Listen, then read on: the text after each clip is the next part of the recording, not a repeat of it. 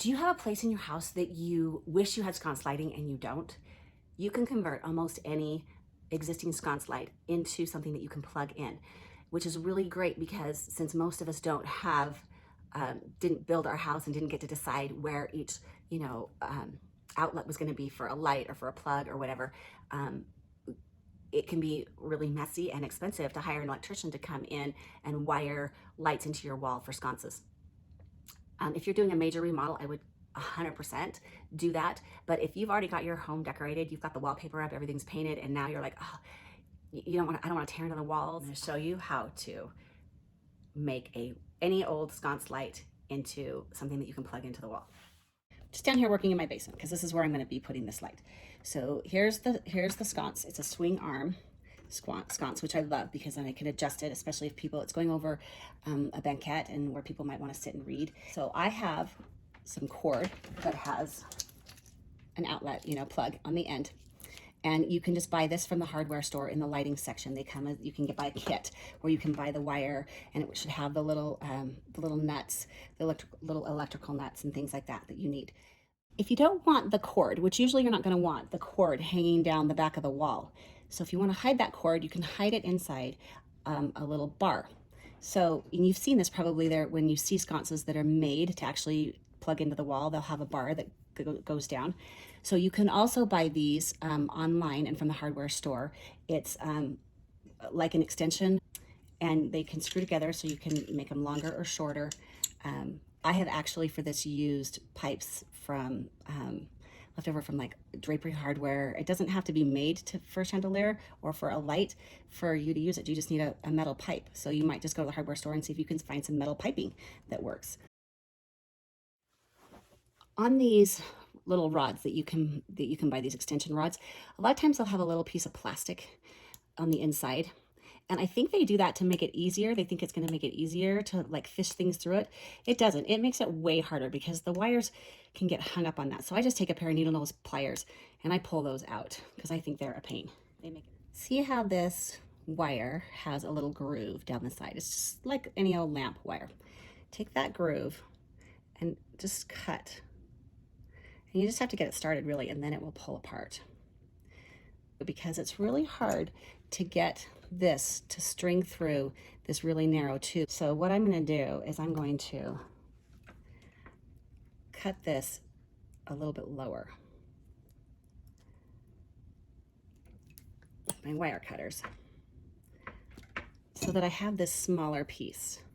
And I want to be sure that I don't tear this apart though, because I want this to stay one piece. If this gets torn off, then this is going to catch on the inside. So I want it to just be smooth, and I kind of cut it on an angle, if you can see that. I'm hoping that's going to help me to be able to thread this through see, and it does. I can pull it right through.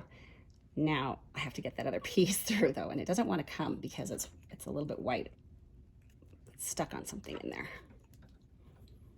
But just keep working with it. If you have a sconce that doesn't have a hole in the bottom, which 99.999% of the chance it's not. Like this just happened to work out in my lucky favor. What you're going to do is you're just going to get a metal drill bit and you're just going to drill a hole into the housing of whatever fixture you're going to use at the bottom of the fixture. So normally when you're attaching it to the wall and you've got power coming out of the wall, it matters very much whether you use where you attach the white and where you attach the black. You always attach white to white, black to black. You always match your colors when you're attaching to the wall. However, in this particular case, it doesn't matter. So now I've got my little bar. I've got the wire thread through it. I'm going to thread that again through the bottom of my actual light fixture. I'm going to pull it up and give myself enough that I can work with it easily, but also not so much that I can't, that I have to like totally coil it up inside. Because I don't want a lot of excess. It's going to make it hard for it to lay flat against the wall. Next thing I'm going to do is I'm going to cut these off again now. And I'm going to cut them equally so that they're the same length. I'm going to do the same thing, and I'm going to trim I'm just going to start pulling, that little center groove, cut there. And I'm going to pull these apart. And I'm going to give myself a good amount to pull apart. Now this is probably the trickiest part of this whole project. Okay, this part requires just a little bit of practice, but all you need to do is you want to give yourself enough length that you have enough to work with. So you don't make this really short. Be generous. And see how I have the little blades right here on my pliers. I'm going to use that, and I'm not cutting through it. Do not cut through it.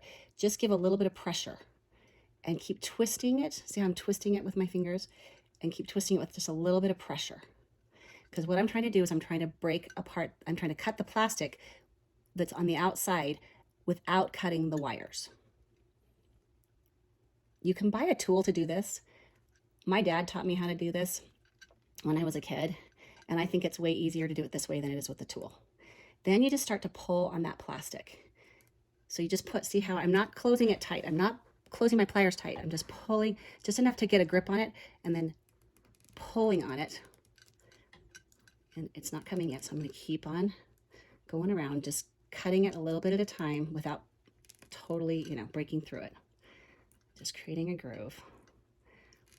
And then pull it. See, now I pulled off the plastic little hose that's around it, and now I've exposed the wires that were inside.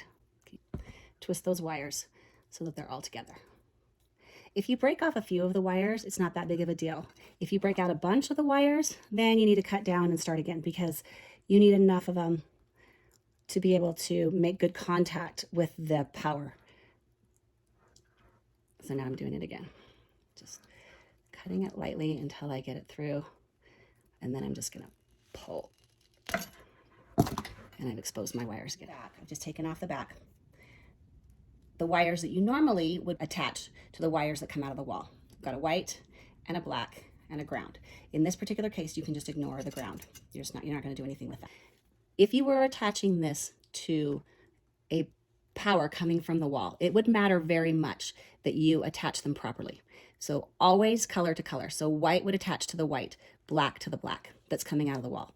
Because we are using, an outlet plug instead, it doesn't matter if there's not a color. It's not a right or wrong. So you're just gonna twist the wires to the black. You're gonna take your little nut, and you're gonna it just screws on. You're just screwing it on till you get a good fit. If when you get this wired and you try to turn your lamp on and it doesn't light, chances are this is the spot you want to come back and check. Make sure that you've got really good contact between the two wires. They're really twisted together well, and that they have good contact. And then screw your bolt on. If they're too long to fit into the little electrical nut that you have, it's totally fine to just trim off a little bit of excess wire. Now, just push this down into the housing so that it will lay flat against the wall.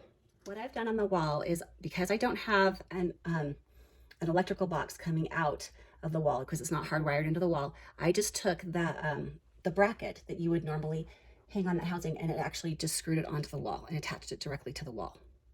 A housing on a light is usually going to come with some screws. They go in to the sides of the light, which goes into the sides of the little housing, or the little bracket. Sorry, not the housing, the bracket on the wall. So really all you do, you get that up there, you line it up, screwdriver. Honestly, the trickiest part is trying to get started without dropping the screw.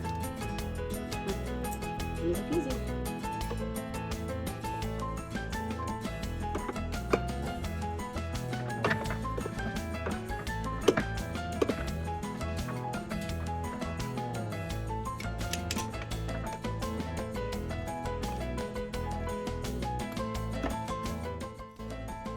All done with hanging the sconce light. See, it works. Turn it on, turn it off. This one I love, it's actually on a dimmer. Came out with kind of a bonus. Super easy project. Takes maybe a half hour, honestly. Half hour do-it-yourself project that makes a huge difference. That's a total win.